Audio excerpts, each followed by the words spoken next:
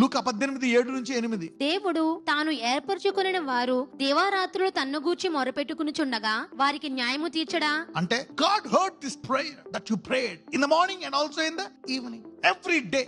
తాను ఏర్పరచుకునేవారు దివారాత్రులు తన్ను గురించి మొరపెట్టుచున్నగా, అంటే దివారాత్రులు మొరపెడతావా లేదా అని ఆయన చూస్తున్నాడంట. అంటే ఏంటి? గొప్ప విశ్వాసం ఎంత ఆలస్యమైనా ఎంత శ్రమైనా మొరపెడుతూనే ఉంటుందంట. So he is looking for faith. తను ఏర్పరచుకునే వారిలో విశ్వాసం ఉందా లేదా చూస్తున్నాడంట. చేతులు ఎత్తేసావా, ప్రార్థిస్తున్నావా? No, you are not finish.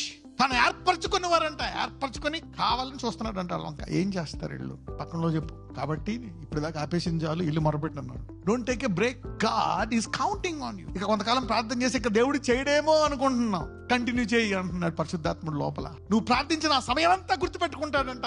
వాటన్నిటికీ ఒకేసారి కట్టకట్టి జవాబిస్తాడంట, వరదలాగా. పక్కన చెప్పండి, నీ ప్రార్థనలన్నీ ఎక్కడికి పోలే, ఒకేసారి ఆశీర్వాదాల సునామీ వస్తుందని చెప్పండి. ఆయన ఎక్కువ ఆలస్యం చేస్తున్నాడంటావా? ఆశీర్వాదాల సునామీ, సాక్ష్యాల సునామీ, జీవము గల tsunami. So do not faint. అందుకే సొమ్మసిల్లక అంటున్నాడు దేవుడు. Do not faint. God's going to bring a blessing tsunami to take over your life.